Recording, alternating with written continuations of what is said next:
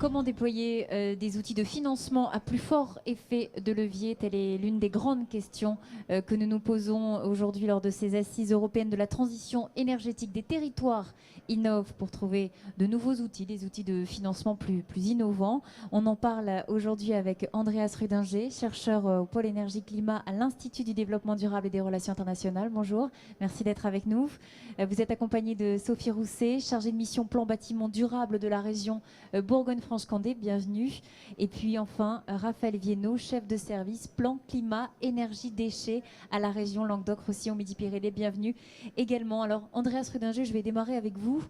Quelle est la problématique, puisqu'on sent que c'est l'un des grands enjeux de la transition énergétique, le financement. Quelle est la grande problématique du financement aujourd'hui en France ? Alors, il faut savoir que sur le financement de la transition énergétique, on ne peut pas parler d'une seule problématique. En fait, il y en a différentes, il y a plusieurs enjeux. Si on veut commencer par le plus commun, souvent on s'attaque aux besoins d'investissement.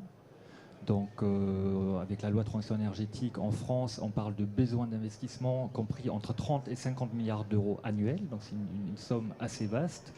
En même temps, derrière ça, il ne s'agit pas uniquement de trouver des capitaux additionnels sur les marchés internationaux au sein de l'épargne nationale, mais principalement, il s'agit de réfléchir, de réorienter des investissements existants, que ce soit dans le secteur de l'énergie, des bâtiments ou de la mobilité. Ensuite, on a un deuxième enjeu derrière qui est très important pour cette transition énergétique, qui est la question de l'intensité en matière de capital. C'est-à-dire qu'en termes de logique économique, ce qu'on veut faire, c'est transformer des coûts opérationnels, notre facture énergétique, dans des investissements durables qui seraient les énergies renouvelables et les travaux d'efficacité énergétique. Donc vous le dites, il n'y a pas une seule problématique, il y en a bien plusieurs. Et parmi elles, trouver le bon fléchage, entre guillemets, les bons projets aussi. Parfois, il y a l'argent, mais il y a la question du fléchage.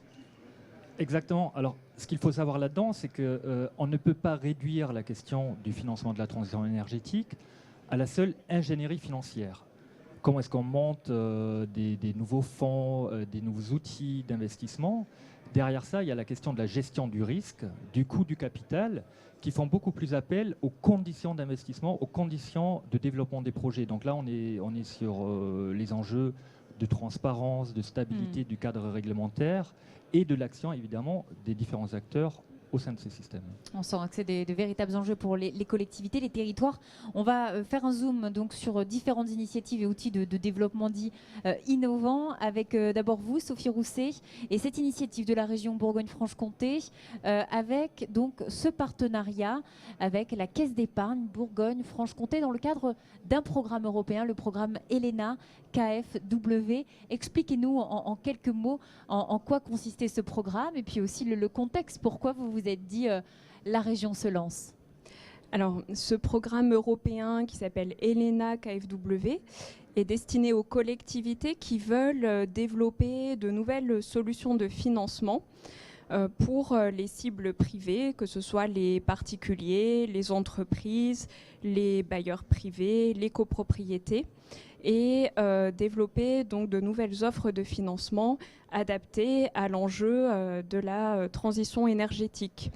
Et donc au niveau de la région Franche-Comté, nous avons souhaité s'investir dans ce programme européen puisque nous avons des enjeux qui sont forts sur la rénovation des bâtiments. Ces enjeux ont été posés dans le cadre notamment du schéma régional climat-énergie. Il s'agit de rénover 100% des logements entre 2010 et 2050 pour atteindre le facteur 4 au niveau BBC, donc bâtiment basse consommation. Donc cet objectif est très ambitieux et les seules subventions publiques ne sont plus suffisantes aujourd'hui pour accompagner le financement de l'ensemble de ces rénovations. D'où la nécessité d'aller chercher des financements privés, de développer de nouvelles offres de financement au travers de partenariats publics-privés. Et c'est pourquoi la région Franche-Comté avait souhaité s'investir dans ce programme européen ELENA KfW. Avec la Caisse d'épargne, donc. Avec la Caisse d'épargne. Qui a répondu. Exactement. En fait, c'est un programme européen qui s'inscrit dans le cadre d'un partenariat au niveau de la France avec un groupe bancaire qui s'appelle BPCE, Banque Populaire Caisse d'Épargne, et qui ensuite est décliné dans différentes régions.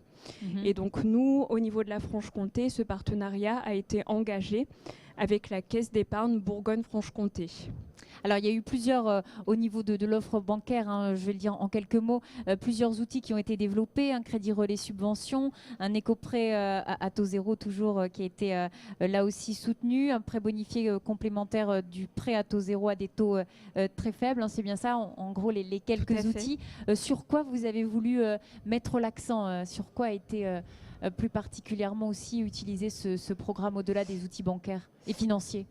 Alors, ce programme nous a permis de développer des solutions de financement adaptées à certains besoins, notamment sur le financement, sur l'avance de trésorerie pour les ménages, pour préfinancer. Ça, c'est une problématique pour les ménages, l'avance. Exactement, c'est une problématique très forte.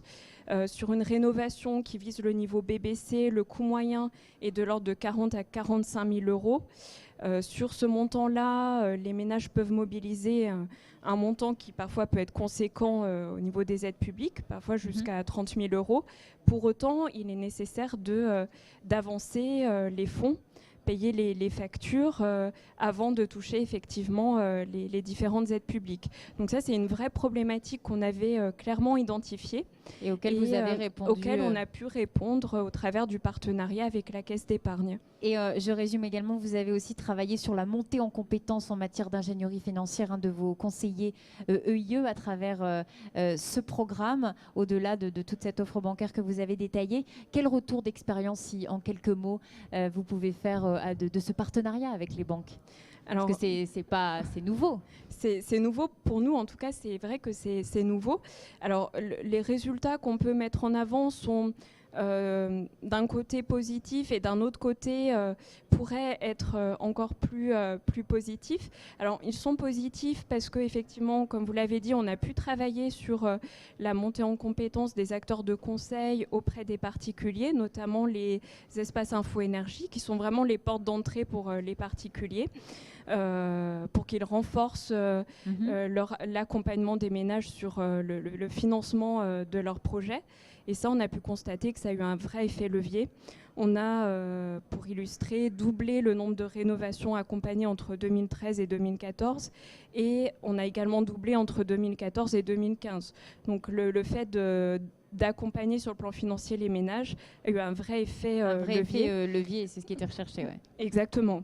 Oui. Et parallèlement à ça, dans les perspectives, ça vous a permis d'initier aussi une dynamique sur le plan privé-public, puisque vous avez créé de nouveaux partenariats avec d'autres banques aussi. Juste, je me tourne maintenant vers Raphaël Viennot. Un autre retour d'expérience d'une collectivité sur le partenariat bancaire, mais pas que, d'autres dispositifs de partenariat. Rappelez-nous là aussi, Raphaël Viennot, en quelques mots, le contexte et l'initiative de la région Languedoc-Roussillon-Midi-Pyrénées. Donc l'objectif de la région était bien inscrit dans son plan climat, donc de développer de nouveaux outils, faisant appel à de nouveaux mécanismes de financement pour faciliter le financement de projets, mais aussi accompagner un changement d'échelle donc au niveau de la demande. Donc on a commencé en fait en mettant en place un dispositif en partenariat avec la Banque européenne d'investissement et 3 banques régionales pour en fait faciliter le financement de projets photovoltaïques et donc donner accès aux banques régionales au financement de la BEI. Et donc des taux particulièrement avantageux. Plus attractifs que ceux du marché. Et la région accompagnait également les projets en accordant une garantie, une garantie bancaire.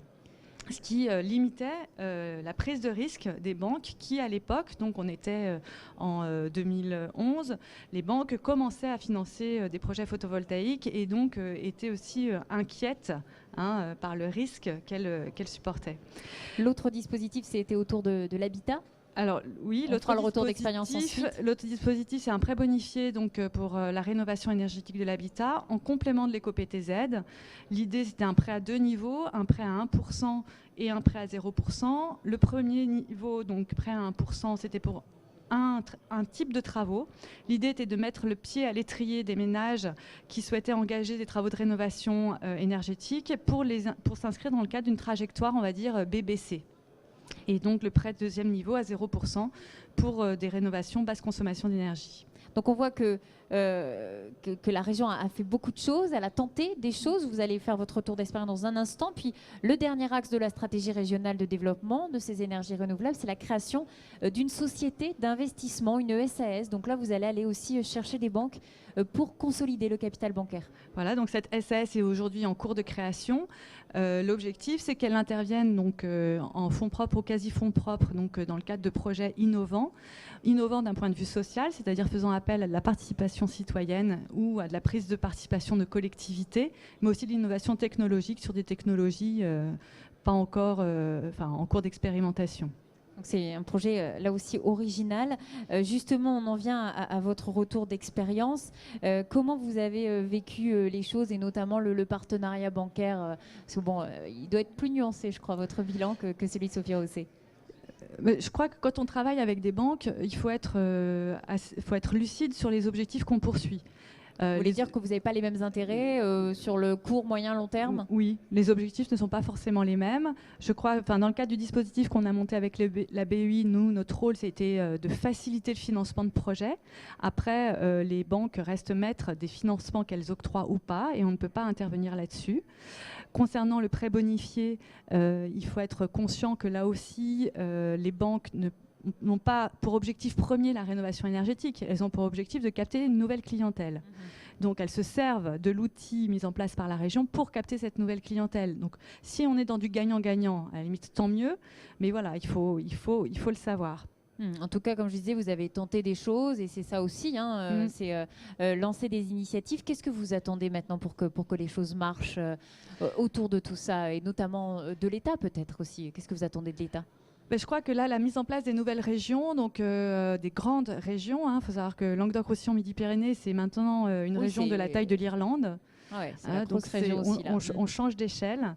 C'est un partenariat, on va dire, renouvelé avec l'État. Je crois que les régions, elles ont su démontrer qu'elles pouvaient impulser, innover, expérimenter, faciliter, que c'est vraiment notre rôle dans le domaine de la transition énergétique et que l'État peut s'appuyer sur les compétences en région et que là aussi, on doit être dans un aller-retour entre le régional et le national.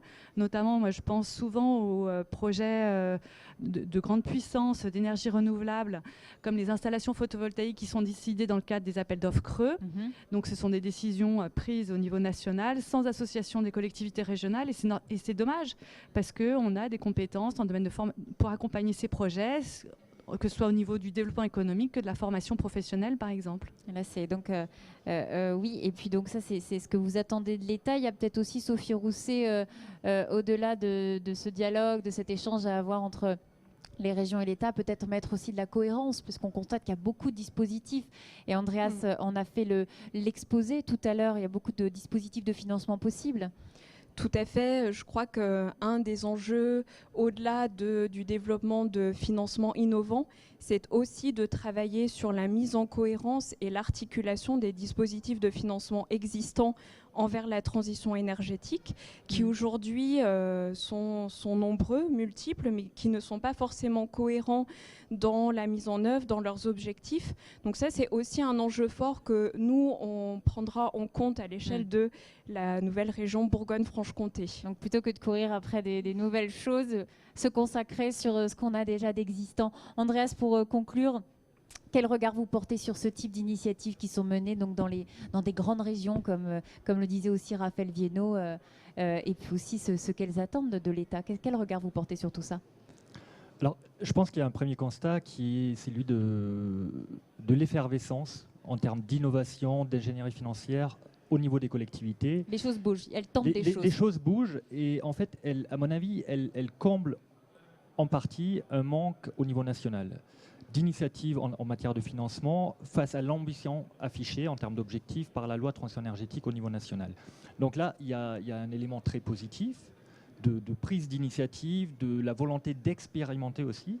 On sait qu'aujourd'hui, il y a de multiples défis, il y a de multiples enjeux. On n'a pas forcément toujours les bonnes réponses aujourd'hui.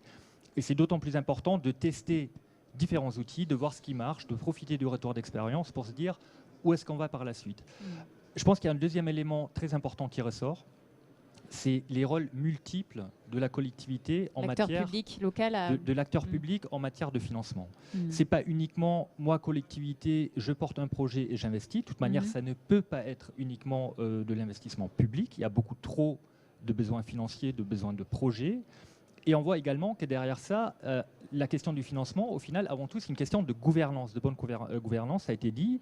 C'est une question de cohérence, de mise en cohérence de différents dispositifs, dans lequel la collectivité joue le rôle d'interface Mhm. entre des acteurs financiers qui ont de l'argent, mais qui ne trouvent pas toujours les bonnes conditions pour trouver des projets bancables, entre des porteurs de projets, notamment les ménages, qui veulent faire quelque chose, mais qui n'ont pas forcément le savoir technique, donc qui ont besoin d'un réel accompagnement technique, de conseils.